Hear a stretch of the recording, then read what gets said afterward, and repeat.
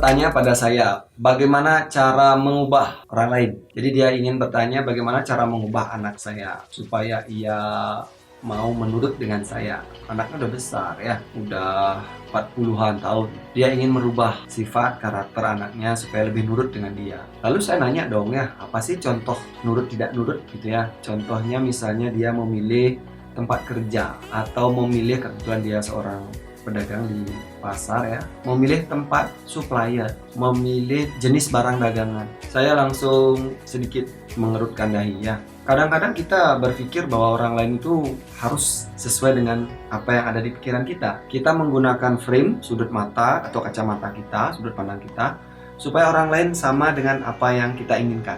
Dia harus A, B, C, D ya. Padahal kan view-nya orang bisa jadi juga ingin juga sama dengan kita ya. Artinya kita ingin di titik A misalnya, sementara anak ataupun orang yang kita ingin rubah ada di titik B. Ini hal yang normal ya. Bahkan ada yang kadang-kadang dia bersifat atau melakukan hal-hal yang aneh menurut kita, tapi menurut dia itu biasa. Berjudi misalnya, berteman sampai malam. Dalam sudut pandangnya dia itu adalah hiburan, tapi sudut pandang kita mungkin hal yang buruk. Nah, artinya kita sering menggunakan sudut pandang kita supaya orang lain sama dengan keinginan kita. Artinya begini, kalaupun ada kalaupun ada hal-hal yang mestinya kita rubah atau kita perbaiki dalam kehidupan kita ya, termasuk orang lain gitu misalnya. Jadi satu-satunya yang perlu dirubah itu adalah kita sendiri. Kita yang mestinya berubah ya. Jika semua orang ya, kita nih punya suatu kepercayaan diri yang tinggi nih, tapi dengan sudut pandang dan kemampuan kita yang terbatas. Kita ingin orang itu supaya sesuai dengan apa yang saya tahu. Padahal pengetahuan itu banyak sekali ya. Nah, kalau kita ingin orang itu selalu sama dengan kita, pasti nggak akan ada orang yang nyaman dengan kita. Nanti kalau ada ciri nih, orang mulai jauh dengan kita, anak pertama kita, anak kedua kita, mungkin siapa nggak ingin dekat dengan kita, kecuali pasangan kita mungkin. Artinya ada sesuatu dalam diri kita nih yang sebenarnya harus dirubah. Bukan orang yang harus dirubah. Kalau kita ingin merubah seorang, kita akan ingin merubah orang lainnya lagi. Nah, pikirkan. Jadi tidak ada orang yang perlu dirubah, satu-satunya yang perlu dirubah adalah diri kita. Apa yang dirubah? Jadi kita perlu belajar nih ngerubah apa ya. Kadang-kadang kita perlu merubah cara pandang kita. Jadi sudut pandang apa yang perlu dirubah? Misalnya sudut pandang kita tentang tadi, pengetahuan kita tentang pekerjaan yang tadi. Barangkali kita perlu belajar menggunakan sudut pandang orang lain. Kenapa? Tanya, tukar pikirannya. Coba aku pakai pikiranmu, kenapa? Bisa jadi dia punya alasan dan belajar menerima itu.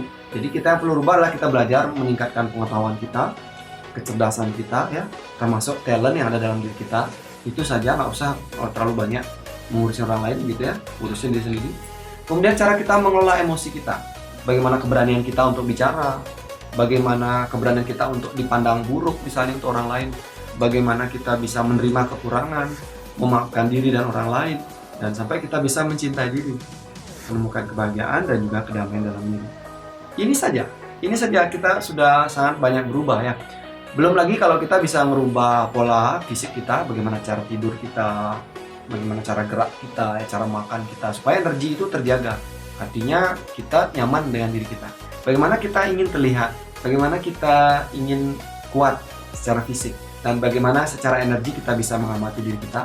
Dan bila perlu, kalau kita bisa mampu ya, menemukan diri kita dan terhubung secara spirit.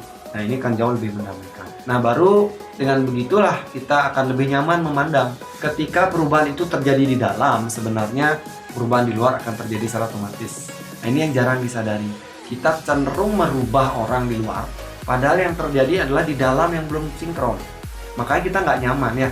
Kapanpun kita merasa nyaman di dalam, maka di saat itu pula kita akan nyaman memperlihat orang lain, dan secara otomatis orang akan mengikuti apa yang dalam diri kita tanpa perlu kita harapkan. Ya, semoga video ini membantu Anda yang ingin merubah orang lain untuk belajar terus mengubah dan perbaiki diri. Sampai jumpa di video selanjutnya.